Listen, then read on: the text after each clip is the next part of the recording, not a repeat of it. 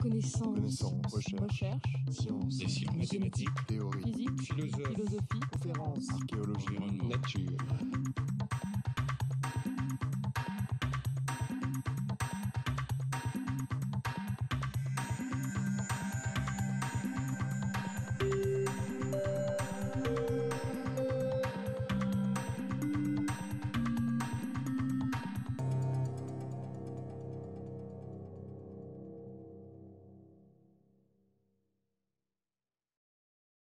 Donc un très grand honneur et un très grand plaisir pour moi que de présenter le professeur Karl Stirle, qui est un habitué des lieux, qu'on a eu le plaisir d'entendre, je crois, il y a à peine un mois, dans cette maison.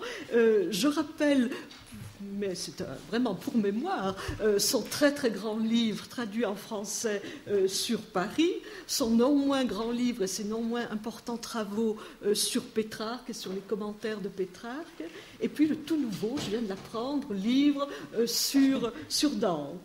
Alors le professeur Stirle va parler cet après-midi avec ce beau titre, Valse mélancolique, Charles d'Orléans qui revient. Karl-Heinz. Merci beaucoup. Et je vais d'abord vous montrer deux images que vous allez regarder tout de suite. Vous les connaissez tous. Et puis on va de nouveau remettre les jalousies parce que c'est dommage d'être dans le noir pendant que dehors il y a le printemps qui a commencé.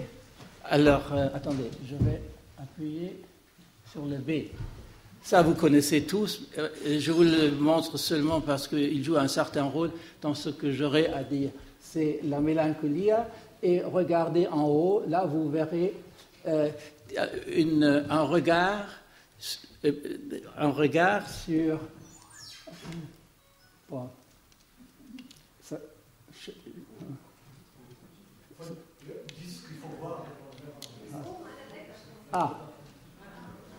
Ici, c'est bien.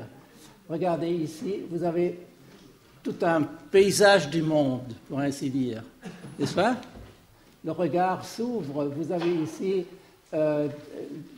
des paysages, des villes, la mer. Vous avez donc un regard qui s'ouvre pourrait-on dire, vers l'infini. Et puis l'autre, c'est... attendez... Oui, ça, je pense que vous les connaissez aussi. C'est Albrecht Altdorfer, La bataille d'Alexandre, n'est-ce pas, qui aussi donne une vue triomphale sur le monde entier.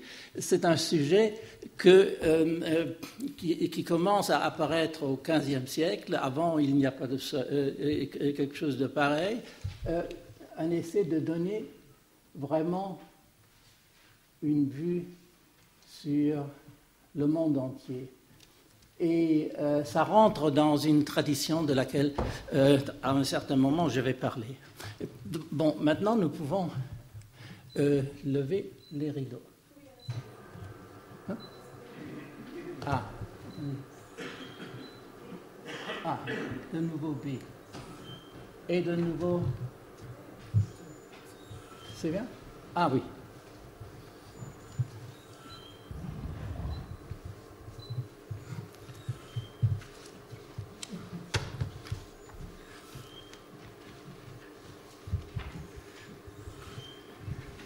Mesdames, Messieurs, je commence avec une citation du grand Robert.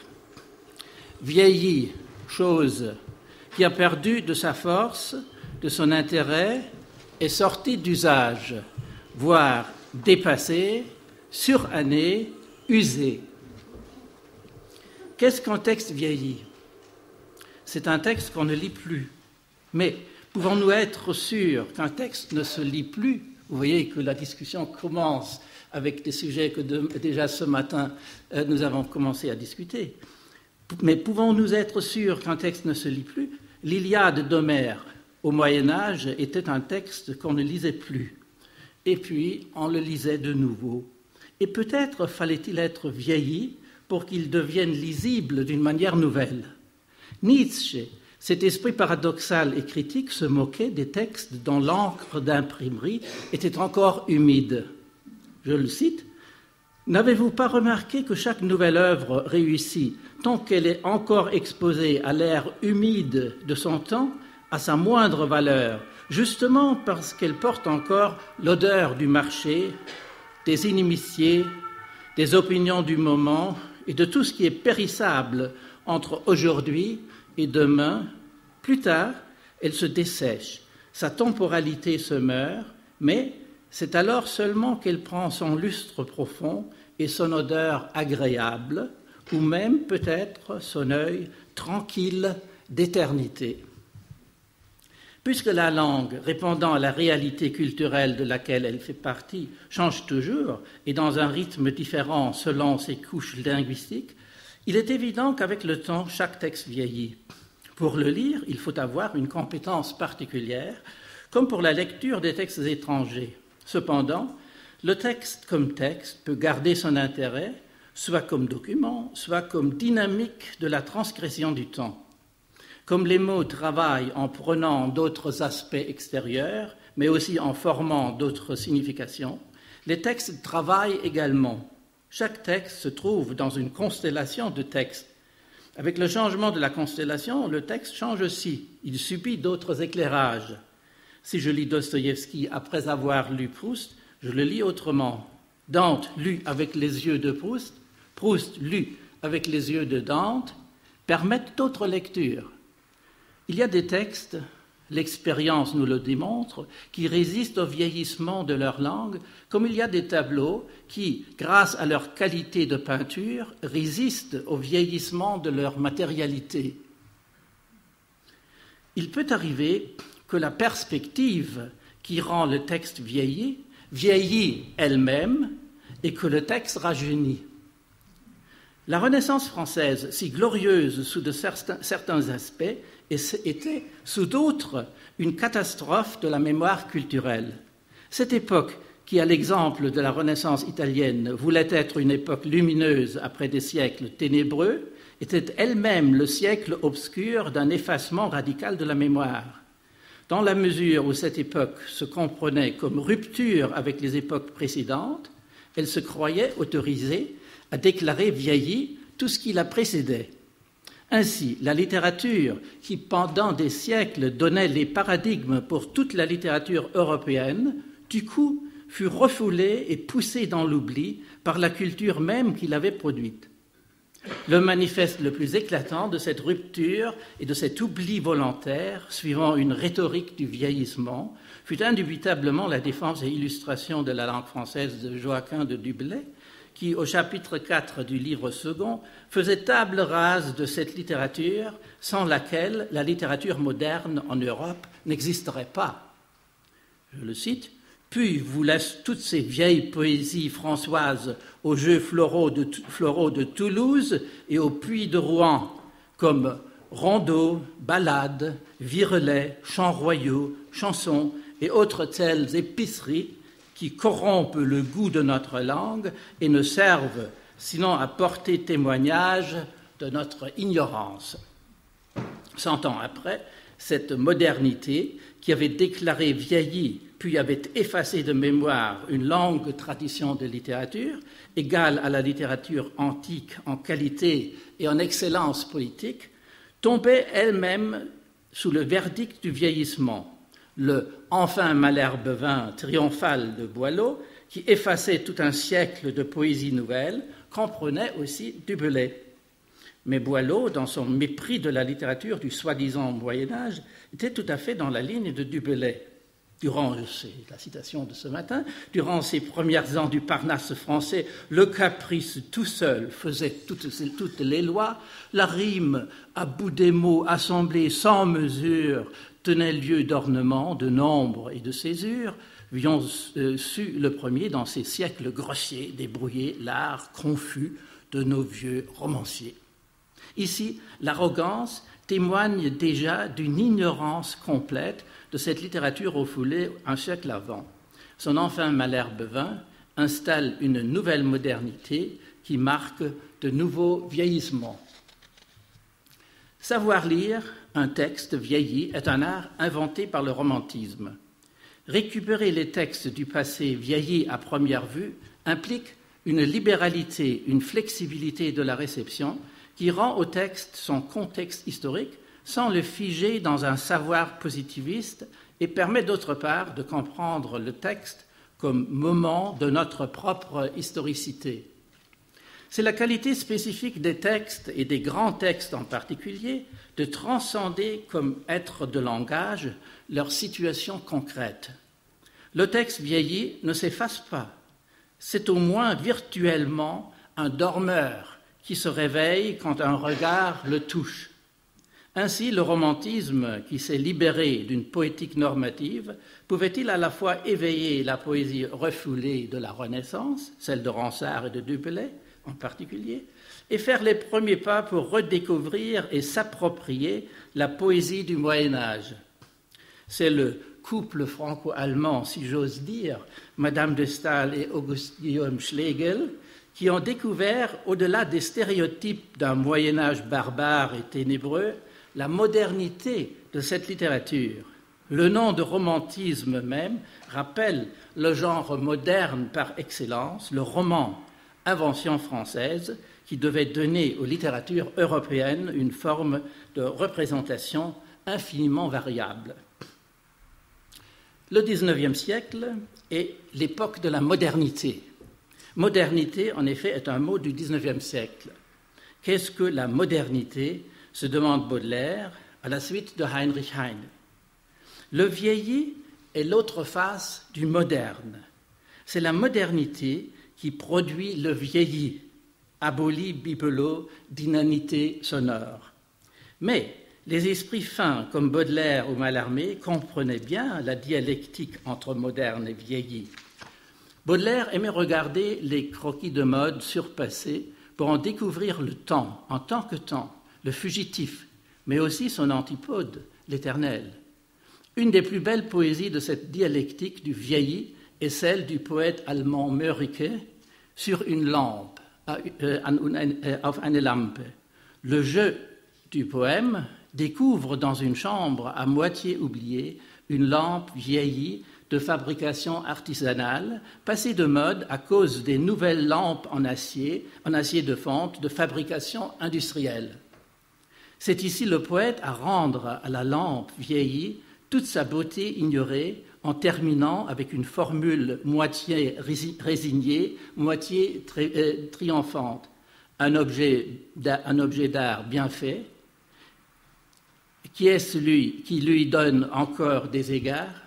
Cependant, ce qui est beau semble reluire en lui-même. Was aber schön ist, selig scheint es in ihm selbst. Le XIXe siècle est le siècle de la lecture des textes vieillis. Le tribunal qui, pendant des siècles, avait prononcé ses verdicts esthétiques, va en révision. C'est alors qu'on découvre des dormeurs dans un sens tout moderne mais innocent, qui, vivifiés par le regard du lecteur, ouvrent les yeux. La richesse de la poésie post-romantique en France est fondée sur la découverte de la modernité du vieilli, qui permet d'élargir fondamentalement le système des articulations poétiques. Parmi les poètes dormeurs qui se sont réveillés au XIXe siècle, ou qui, pour citer Walter Benjamin, sont arrivés au maintenant de leur lisibilité, un des plus éminents est Charles d'Orléans.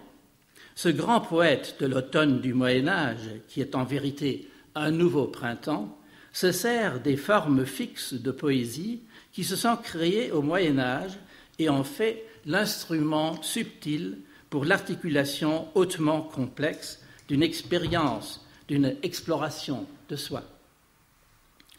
Rondeaux, ballades, chansons sont pour Du Bellay, je cite, ces enrouées cornemuses qu'il veut faire taire comme on fait taire les grenouilles en jetant une pierre dans le marais. Je cite, le rondeau né gaulois a la naïveté, dit naïvement Boileau, en répétant le jugement de Du Bellay, lui-même déjà rentré dans l'oubli. Il est vrai que les formes fixes invitent à une poésie facilement virtuose, comme d'ailleurs le sonnet aussi. Mais Charles d'Orléans, en s'appropriant ces formes, ne suit pas un chemin battu et rebattu. Il leur donne une nouvelle charge poétique en transformant profondément leur imaginaire et leur fonctionnalité. Rondeaux, ballades et chansons sont formes d'une sociabilité poétique. Elles ont la fonction de créer une cohérence sociale. Charles d'Orléans lui-même le rappelle dans un de ses rondeaux. « Souper au bain et dîner au bateau, en ce monde n'a-t-elle compagnie, l'un parle ou dort, et l'autre chante ou crie, les autres font ballade ou rondeau. » Cette fonction sociale s'effectue surtout au plan formel, par la récurrence, par le refrain et par l'écho de la rime. Chez Charles d'Orléans, la récurrence, cet élément essentiel pour toute structure poétique, comme Roman Jakobson l'a brillamment démontré, prend une valeur nouvelle. Chez lui, la récurrence, loin de créer une communauté festive, est un mode d'expression pour une expérience d'isolement, de subjectivité, de mélancolie et d'obstination d'un même immuable. Après Alain Chartier, c'est Charles d'Orléans qui a définitivement introduit mélancolie comme muse de la poésie lyrique. La récurrence devient donc l'expression d'un travail de deuil qui donne aux formes de poésie fixes, avec leur récurrence dominante, une réflexivité que seulement un esprit naïf pourrait estimer naïveté. La subjectivité sous le signe de la mélancolie devient totalisante. La conscience de soi se crée un espace mental où un « je » se voit confronté aux puissances psychiques abstraites qui se condensent en forme d'actants allégoriques. Mais qui est et où est le « je » qui s'énonce dans cet espace mental? Le « je » est une instance centrale mais mouvante à l'intérieur de son espace mental. Il peut se lier avec les actants allégoriques, comme dans la ballade 98 qui commence « Mon cœur, pensée et moi, nous trois ». Et il peut s'en séparer. Ainsi, je se fait écolier de mélancolie, mais quand il voit s'approcher mélancolie, il peut aussi fermer la porte devant elle, comme au rondeau 291. Fermez-lui au visage mon cœur à mélancolie, gardez qu'elle n'y entre mille pour gâter notre ménage. Ballades et rondeaux sont surtout les formes poétiques où tout un cortège d'allégories précédé de mélancolie fait son entrée à l'espace intérieur. Si cet espace reste hermétiquement clos au monde extérieur, il est pourtant coloré métaphoriquement par des références à la vie de tous les jours selon la nature des actants allégoriques. Ainsi, je se trouve en la chambre de ma pensée ou en la forêt d'ennuyeuse tristesse, mais aussi dans la maison de douleur. L'intérieur peut être aussi un moulin de pensée, mais l'espace intérieur peut se mirer aussi au livre de pensée. Dedans mon livre de pensée, j'ai trouvé écrivant mon cœur la vraie histoire de douleur, de larmes tout enluminées, en défaçant la très aimée image de plaisante douceur, dedans mon livre de pensée. La première suite des ballades est tout un roman d'amour qui prend une fin tragique. Ballade 8 est encore une rêverie nocturne pleine d'espoir amoureux. Quand je suis couché en mon lit, je ne puis en paix reposer, car toute la nuit mon cœur lit au roman de plaisantes pensées. Ballade 21 fait l'éloge de l'écriture qui permet à l'amant lointain de se déclarer à la dame aimée. Dans Ballade 43, le je se trouve pour la première fois au bois de mélancolie. Mon cœur est devenu ermite, en l'ermitage de pensée, car fortune, la traite d'épite qu'il a haï maintes journées, s'est nouvellement aliéné contre lui avec tristesse, allié contre lui avec tristesse, et l'ont banni hors de liesse. Banni hors de liesse, ça reviendra. Place n'a où puisse demeurer, fort au bois de mélancolie. Je est content de s'y loger, s'il lui dit que c'est folie. Dans Ballade 55, l'amant reçoit la nouvelle que sa dame est tombée malade, et Ballade 57 doit déjà plaindre sa mort. Las, mort qui t'a fait si hardi de prendre la noble princesse. Dans la Ballade 63, je parle du plus profond de son désespoir. En la forêt d'ennuyeuse tristesse, je est devenu l'homme égaré qui ne sait où il va. La vraie mélancolie commence quand les larmes sont séchées. De son désespoir, je est guéri par nonchaloir, qui n'est qu'une autre forme de désespoir tranquille. Mais de nouvelles présentement, un bon médecin qu'on appelle nonchaloir, que tient pour ami, m'a guéri, la sienne merci, c'est la plaie ne renouvelle. Le monde qui s'ouvre dans les rondeaux est un monde subjectif au-delà de ce nonchaloir, sans aucune finalité narrative. Ce nouveau monde poétique tourne en rond dans une ronde de rondeaux où sont captés les moments de prise de conscience dans un ici et maintenant qui vient et s'en va. Le rondeau est la forme dans laquelle Charles d'Orléans réalise une nouvelle poétique de la mélancolie au-delà de nonchaloir. Dans cette poésie, allégorie rime pour la première fois avec mélancolie. Le cortège des allégories se soumet à la dominance de celle qui est venue la dernière. Le rondeau de Charles d'Orléans est la forme même d'un travail de deuil où la tristesse s'est figée en mélancolie. La structure de la récurrence, réduite à l'essentiel, est ici une structure d'obstination ou de l'obsession d'un deuil figé et sans issue. Le jeu des rondeaux est comme Minotaure, pris dans un labyrinthe que Mélancolie, Nouvant Dédalus, l'y a construit. C'est la prison Dédalus que, de ma mélancolie, quand je l'accueille de faillir, j'y rentre de plus en plus. Aucune fois je conclus d'y goûter plaisance liée. C'est la prison Dédalus que de ma mélancolie. Onque ne fut Tantalus en si trespéneuse vie, ne quelque chose qu'on dit chartreux, ermite ou reclus, c'est la prison Dédalus. Charles d'Orléans est essentialiste ou minimaliste poétique. Il cherche la formule la plus simple et la plus dépourvue d'ornement pour céder la voix à la figure la plus démunie de mélancolie. La répétition prend alors le ton d'un écho cruellement ironique. Le « je » se soumet ainsi à la tyrannie de fortune. Tellement qu'ellement me faut le temps passer et soucis amassés, maintenant, maintes fois, malement. Quand ne puis nullement ma fortune casser, tellement qu'ellement me faut le temps passer. J'irai tout bellement par peur et me lasser au monde follement, tellement qu'ellement.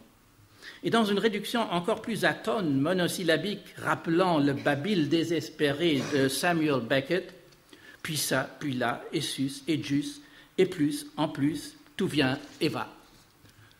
Tous on verra, grand et menu, puis ça, puis là, et sus, et jus. Vieux temps déjà sont courus, et neuf venus, que dia, puis ça, puis là. Au fond de cette mélancolie sans parole, le « je », pour une fois, dans un geste de la plus profonde mélancolie, se fait Icare imaginaire dans un rêve de légèreté. Quand commencerai à voler et sur elle me sentirai, en si grand aise je serai que j'ai doute de m'essorer. Beau crier aura et leurrer chemin de plaisant vent tendré, quand commencerai à voler et sur elle me sentirai. La mue m'a fallu garder par longtemps, plus ne le ferai, plus que doutant éclair verrai, on le me devra pardonner quand commencerai à voler. Charles d'Orléans a donné au rondeau une nouvelle dimension poétique en le transformant en espace d'une subjectivité totalisante où les actants allégoriques, dominés par mélancolie, figure allégorique centrale, se confrontent à un jeu en mouvement. Une forme de poésie en premier lieu orale se transforme ainsi en poésie destinée à être lue et saisie comme écriture. L'acte d'écriture, il joue un rôle essentiel. Jean Starobinski, dans un bel article sur l'encre de la mélancolie, a bien mis en relief cet aspect. Comme la mélancolie est pour ainsi dire tristesse séchée, l'écriture est essentiellement encre séchée qui cependant présuppose le fluide de l'écriture même. Et pourtant, cette superstructure ne peut entièrement effacer son caractère primaire. Quand le rondeau recommence à tourner, il se fait voix imaginaire. La structure fixée dans le deuil et dans la mélancolie se fait fluidité musicale. De la mélancolie naît une tristesse plus immédiate et plus personnelle. Au-delà du figement de la mélancolie, se fait entendre la musique pure et claire d'une poésie simple et raffinée sans perdre le ton de la simplicité. Parfois, on croit même percevoir une coquetterie de la mélancolie, un jeu de la mélancolie dans une poésie pure qui se tient en elle-même. François Pétrarque, duquel était déjà question ce matin, François Pétrarque a triomphé de Charles d'Orléans. Son triomphe l'a même effacé longtemps de la mémoire culturelle française. Il est d'autant plus frappant de constater combien d'affinités il y a entre la poésie vernaculaire du poète italien, son cycle des Rerum Vulgarium Fragmenta, et l'œuvre, donc ce qu'on appelle le canzoniere, mais ce n'est pas le titre de Pétrarque, et l'œuvre poétique de Charles d'Orléans. Charles d'Orléans a-t-il connu les poésies de Pétrarque? Ce n'est pas exclu, c'est même assez probable. Sa mère, Valentine Visconti, fille du duc de Milan, avait une culture littéraire étendue, elle était collectionneuse de livres et il semble presque impossible que dans sa bibliothèque les Rerum Vulgarium Fragmenta ne figuraient pas. D'autant plus que Pétrarque était invité des Visconti et vivait presque 7 ans à leur cour de Milan. Charles n'était certes pas pétrarchiste de première heure. Le nœud narratif de ses premières ballades suit plutôt celui de la Vita Nuova de Dante. Pourtant, les affinités entre les deux poètes sont indéniables. Un exemple excellent de cette proximité nous offre la canzone 23, Nel dolce tempo della vita della prima etade, dans le doux ton de la saison première. Ici, le jeu, en proie d'un amour malheureux et sans réponse, subit une série de métamorphoses psychiques auxquelles les métamorphoses d'Ovide servent de réservoir métaphorique. Particulièrement intéressant à l'égard de Charles d'Orléans est ici la métamorphose entre larmes et pierre, entre encre fluide et encre séchée, entre tristesse fluide et mélancolie figée, entre voix et écriture. Le jeu qui se plaint devant Amour et sa dame sans merci est changé par elle en pierre. Je cite dans la traduction de Ferdinand de Gramont qui m'était disponible. Tout d'abord, je lui dis mon chant plein de frayeur, mais elle, ayant repris aussitôt sa véritable figure, me changea, malheureux que je suis, en un rocher vivant encore et comme épouvanté. Remis à son ancien état, il se voit interdire sa vive voix, ce qui le force à se plaindre avec encre et papier. Les vivantes paroles m'étaient interdites. Je criais donc avec le papier et l'encre. Je ne suis plus à moi, non, si je meurs, le mal en retombe sur vous. Mais alors, miracle, par tristesse, il se transforme en source vive.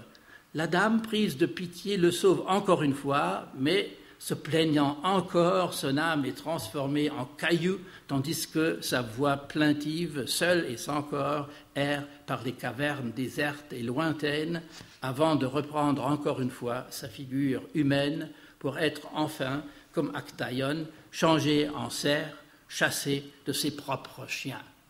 Tout cela est un théâtre intérieur, psychique, n'est-ce pas, des états différents de l'amant. Dans la canzone 129, di pensier in pensier, di monte in monte, de pensée en pensée, de mont en mont, le je, parcourant le paysage désert, rêve pour un moment la présence de la dame aimée, mais quand il se réveille de son illusion, il se pétrifie. Je cite, « Puis, quand la réalité dissipe cette douce erreur, au même endroit je m'assois encore tout glacé, et comme une pierre morte sur la pierre vive, dans l'attitude d'un homme qui pense, qui pleure et qui écrit. » Dans la canzone finale à la Vierge, je compare le regard de l'amante au regard de Méduse. Méduse et mon erreur ont fait de moi un rocher distillant, une onde vaine. Ô Vierge, viens combler de larmes saintes et pieuses mon esprit épuisé. Que du moins ces derniers pleurs soient produits par la dévotion et purs de terrestres limons, si les premiers n'ont été pleins que de folie. Méduse qui change le poète ou le jeu en pierre, c'est évidemment aussi l'or qui change un certain monsieur Pétraco en Pétrarque, arche de pierre, qui est notre poète. Comme chez Charles d'Orléans, la récurrence est au service du travail de deuil. La Sixtine, chez Pétrarque, avec son système de permutation des mots finaux rimant à eux-mêmes, est l'expression formelle d'une obstination de la réflexion mélancolique. Pensare, penser, est un mot clé dans les fragments, donc dans le canzoniere. Il signifie une réflexion mélancolique qui donne le ton dominant du cycle de l'heure.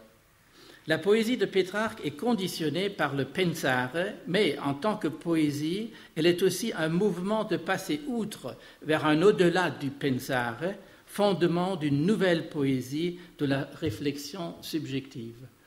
Ça correspond tout à fait à ce que nous avait présenté ce matin Yves Bonnefoy. Ici, Pétrarque et Charles d'Orléans se rejoignent encore une fois.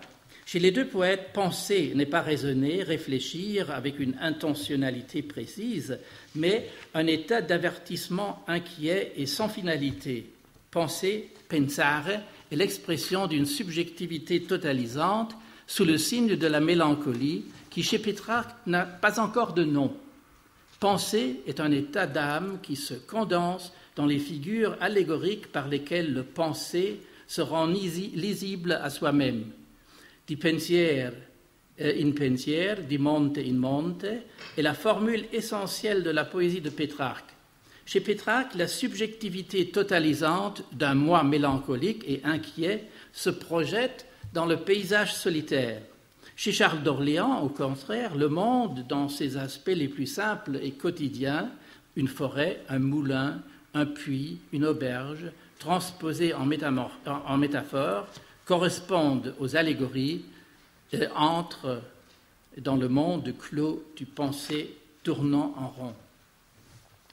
Il semble bien que cette coïncidence et correspondance entre Pétrarque et Charles d'Orléans soit plus et autre chose qu'une relation d'influence et de relation textuelle unilinéaire. La poésie de Pétrarque, aussi bien que celle de Charles d'Orléans, ont un point de référence en commun, un même architecte vieilli, qui est celui du premier roman de la Rose de Guillaume de Lorris. Sans doute Pétrarque en possédait un manuscrit. Dans l'épître métrique 3.30, Pétrarque s'adresse à Guido Gonzaga pour lui offrir le premier roman de la Rose, Brevis iste libellus, donc un petit livre. Ça ne peut pas être tout le roman de la Rose, parce que c'est un gros volume, n'est-ce pas? Mais le libellus, c'est vraiment la première partie. Donc le premier roman de La Rose, qui, dit-il, selon l'opinion de toute la France, est le meilleur livre français qu'on puisse trouver. Dans l'histoire de l'allégorie, ce texte marque un tournant fondamental vers une perspective subjective. Le monde allégorique de ce roman, qui n'est pas un roman, n'est qu'une projection subjective. Quand je, devant le jardin d'amour, regarde les figures allégoriques au mur, elles sont conditionnées par son regard.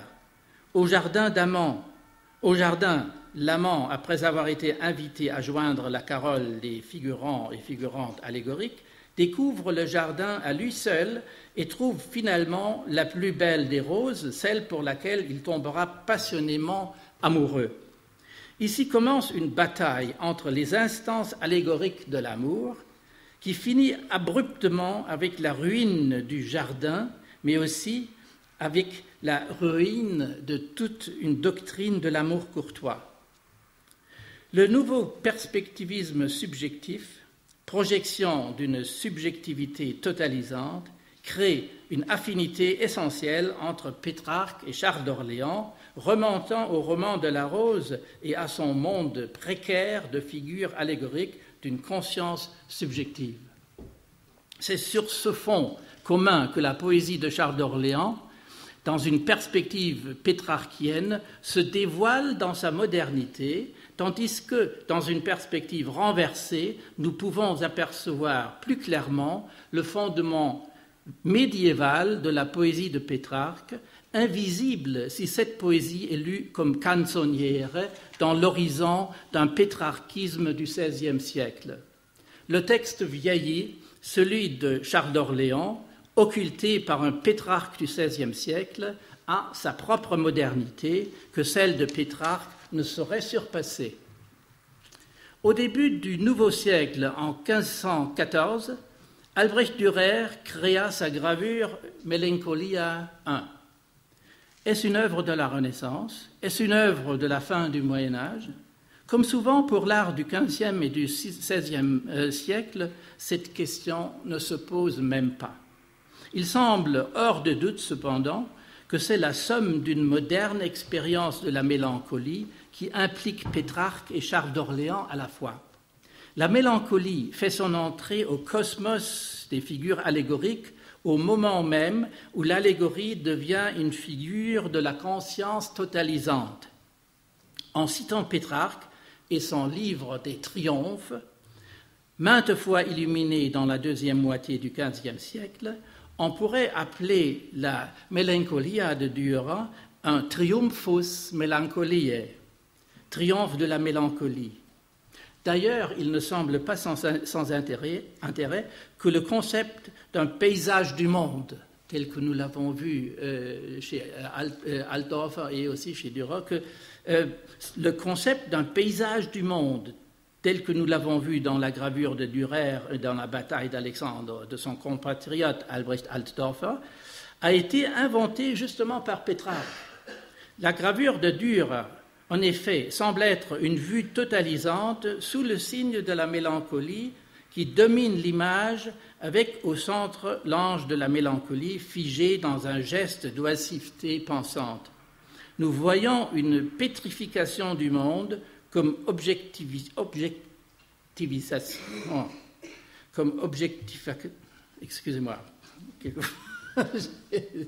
des problèmes de prononcer ces mots pseudo-français, mais plutôt de jargon baroque scientifique. Objectivisation, merci, d'un regard totalisant. La subjectivité mélancolique s'est approprié le monde et le façonne à son image. Vouloir réduire cette vision en noir et blanc à la doctrine antique des quatre humeurs, comme le font Panofsky, Klibanski et Saxel, manquerait sa modernité qui n'a d'égal dans l'Antiquité, mais qui correspond bien à cette nouvelle conception de la mélancolie telle que nous la trouvons chez Pétrarque et dans une forme encore plus concentrée chez Charles d'Orléans. La réception de Mélancolia I de Dürer et de la poésie de Charles d'Orléans vont de pair dans la poésie post-romantique en France.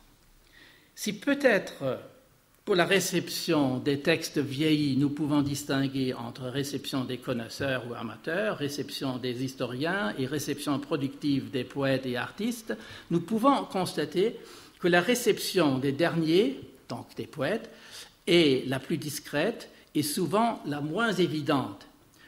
Ce sont les poètes tels que Gérard de Nerval, Baudelaire, Verlaine, puis Apollinaire, qui ont découvert chez Charles d'Orléans une mine d'inspiration pour une nouvelle poésie de la mélancolie et de la poésie totalisante, et de la subjectivité totalisante. La première édition des œuvres de Charles d'Orléans date de 1803, mais sa vraie présence littéraire ne commence qu'en 1842 avec 2 éditions qui se sont suivies dans un délai de 8 jours.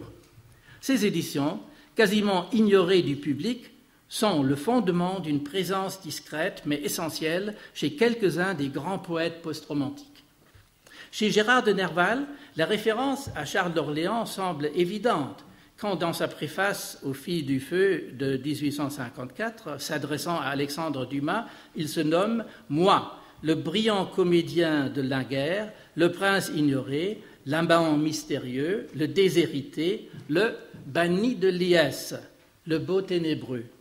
Le beau ténébreux, El bel tenebroso, est un surnom d'Amadis de Gaulle, le héros admiré de Don Quichotte. Dans une des ballades de Charles d'Orléans que je viens de citer, le moi se voit comme banni de liesse, qui se rime à tristesse. Nerval, nouveau banni de liesse, ne se rappelle peut-être pas de ce passage. Il est vrai que Du Bellay, quand il veut parler du pire de l'ancienne poésie française, cite parmi ceux qu'il veut chasser avec leur cornemuse enrouillée aussi les bannis de liesse. Mais Nerval cherche l'identification, non pas la négation ironique.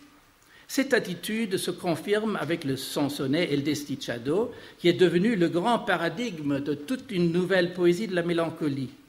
On dirait en effet qu'El Desdichado est la synthèse imaginaire entre 2 grands monuments d'une nouvelle esthétique de la mélancolie, les rondeaux de Charles d'Orléans et le souvenir de Mélancolia I de Dürer. El Desdichado est le poème d'une totalisation subjective avec son jeu des identifications. Je suis le ténébreux, le veuf, l'inconsolé, le prince d'Aquitaine à la tour aboli. Ma belle étoile est morte et mon luth constellé, vous le connaissez tous, porte le soleil noir de la mélancolie. Le soleil noir de la mélancolie, n'est-ce pas la lumière unheimlich de la gravure de Dürer, où le soleil en effet semble être au moment de s'éteindre? La totalisation du je dans un espace allégorique s'affirme déjà dans les premiers vers avec leur article défini. Je suis le ténébreux, le veuf, l'inconsolé, qui reprend la totalisation du je dans la préface à Alexandre Dumas avec sa référence explicite à Charles d'Orléans. Dans Delphica, c'est la tension entre l'éternel retour de la vieille romance et l'immuabilité de la pierre qui donne le ton du poème entre tristesse et mélancolie. Tout tourne et rien bouge, et rien n'a dérangé le sévère portique. Le sonnet Artémis tourne en rond, comme les rondeaux de Charles d'Orléans, dans un tourbillon du même. La 13e revient, c'est encore la première, et c'est toujours la seule, ou c'est le seul moment, car es-tu reine, ô toi la première ou dernière, es-tu roi, toi le seul ou le dernier amant? Le jeu est pris dans une circularité sans issue. C'est la mort ou la morte, au délice, au tourment. La rose qu'elle tient, c'est la rose trémière. Trémière, ici, n'est rien d'autre qu'une synthèse entre première et 13e qui tourne en rond, trémière. Avec la valse mélancolique de son harmonie du soir, Charles Baudelaire touche au cœur de la poésie mélancolique de Charles d'Orléans. Les sons et les parfums tournent dans l'air du soir. Cette récurrence entre tristesse et mélancolie reprend la structure essentielle des rondeaux mélancoliques de Charles d'Orléans. C'est le rondeau qui recommence en mouvement, Mais ce jeu formel des récurrences entre vers et rimes est devenu bien plus complexe. Le mouvement triste et harmonieux tourne dans un horizon de mélancolie absolue. Le soleil s'est noyé dans son sang qui se fige. Le sang du soleil se fige comme l'encre coulante de la tristesse qui se fige dans les cris de la mélancolie. Pour ce mouvement de la rime, aboli bibelot d'inanité sonore, pour ce mouvement, la rime étant abolie bibelot d'inanité sonore, reste indispensable. Sois sage, ô ma douleur, et tiens-toi plus tranquille. Commence recueillement, poème apporté aux Fleurs du Mal dans l'édition de 1868. Devenons sages désormais, mon cœur, vous et moi, pour le mieux, est le début du rondeau 293. Et la fin de la deuxième strophe, ma douleur, donne-moi la main, viens par ici, n'est-ce pas un écho de la ballade 6 du Songe et en complainte? Confort, me prenant par la main, hors de la porte me convoie, et où le je qui parle sera conduit vers, je cite, l'ancien manoir où en enfance demeurait, que l'on appelle Nonchaloir. Plus important que la référence précise est ici la correspondance entre allégorie et subjectivité totalisante d'une conscience perdue en elle-même sous le signe de la mélancolie, dernière amante d'un je qui parle de nulle part. C'est surtout dans le signe, monument sublime d'une mélancolie totalisante, qui, de cercle en cercle, engloutit le monde, que se joue la présence de Charles d'Orléans, qui, encore une fois, est amalgamée à la présence imaginaire de Mélancolie à 1 de Dürer. L'image choc du cygne évadé en plein Paris, qui se vautre dans la poussière d'un ruisseau séché, devient l'emblème de l'exil, mais aussi d'une mélancolie sans pleurs, desséchée comme le ruisseau sec. La négresse qui, exilée, piétine dans la boue de Paris, correspond avec son œil hagard, œil sans pleurs, à cet emblème. L'image du cygne, ou plutôt le souvenir de cette image figée en emblème, déclenche dans le je qui parle, au moment de traverser le nouveau carrousel, le souvenir d'un nouveau carrousel en chantier. Je ne vois qu'en esprit tout ce camp de baraques, ces tas de chapiteaux ébauchés et de fûts, les herbes, les gros blocs verdis par l'eau des flaques et, brillant au carreau, le bric-à-brac confus. Le jeu en mouvement à travers la ville, comme à travers ses images et souvenirs, arrivé devant ce Louvre, se voit lui-même emblème, lieu et source de mélancolie. C'est la première strophe de la deuxième partie qui donne la clé de tout le poème. Paris change, mais rien dans ma mélancolie n'a bougé, palais neuf, échafaudage, bloc, vieux faubourg, tout pour moi devient allégorie et mes chers souvenirs sont plus lourds que des rocs. Tout pour moi devient allégorie. C'est comme une formule de ce triomphe de la mélancolie auquel est vouée la gravure de Dürer. Au moment où la mélancolie totalise le monde, ce monde se pétrifie, mais il tombe aussi en pièces incohérentes dont chacune devient un défi pour la présence mélancolique. Walter Benjamin, dans ses études sur le Trauerspiel allemand et surtout dans ses études sur Baudelaire, a profondément compris la relation entre allégorie et mélancolie chez Baudelaire. Son modèle, évidemment, était la mélancolie de Dürer, inscrite au cygne. Cependant, il ignorait que derrière Dürer, il y a un poète français, Charles d'Orléans, qui le premier a établi la relation privilégiée entre mélancolie et allégorie, aussi bien qu'entre mélancolie et récurrence, qui devait influencer profondément toute une nouvelle génération de la poésie mélancolique. Quand dans la deuxième des ariettes oubliées de Verlaine, dit « Je devine à travers un murmure le contour subtil de voix anciennes », n'est-ce pas, et surtout, la voix de Charles d'Orléans qui se fait entendre ici? Verlaine est celui qui est particulièrement sensible aux gestes minimalistes de la poésie de Charles d'Orléans et de l'oscillation entre tristesse et mélancolie qu'évoque la récurrence en accord avec une musicalité accentuée par la rime. Et comme Charles d'Orléans, il trouve le ton d'une tristesse comme soudaine éruption d'une mélancolie fondamentale. Il pleure dans mon cœur comme il pleut sur la ville. Quelle est cette langueur qui pénètre mon cœur? Et encore, c'est bien la pire peine de ne savoir pourquoi, sans amour et sans haine, mon cœur a tant de peine. C'est la mélancolie du nonchaloir. Verlaine est le poète de la mélancolie dans tous ses états. Mélancolie triste, mélancolie languissante, mélancolie ironique, mélancolie cynique, mélancolie métaphysique. Cependant, Verlaine est le plus chez lui quand il s'approche le plus de Charles d'Orléans. Dans les meilleures poésies de Verlaine, tout est réduit à l'essentiel comme chez Charles d'Orléans. Pas d'ornement, pas de rhétorique, cependant une rime qui concentre en elle-même la voix de la mélancolie avec sa répétition obstinée. Ainsi, dans les poèmes saturniens, la chanson d'automne, les sanglots longs des violons de l'automne blessent mon cœur d'une langueur monotone, vous connaissez tout ça, mais il fallait tracer la ligne qui mène de Charles d'Orléans à ces poésies qui sont si bien présentes aussi encore en France, tandis que Charles d'Orléans est si oublié. Et quoi de plus proche à Charles d'Orléans que cette strophe finale? Et je m'en vais au vent mauvais qui m'emporte de ça, de là, pareil à la feuille morte. Dans Sagesse, le poète prête sa voix à Gaspard Hauser, calme orphelin qui termine dans un geste de mélancolie absolue. Suis-je né trop tôt ou trop tard? Qu'est-ce que je fais en ce monde? Ô vous tous, ma peine est profonde, priez pour le pauvre Gaspard. C'est la mélancolie de l'être tombé du monde dans son expression la plus simple, celle de l'homme égaré qui ne sait où il va.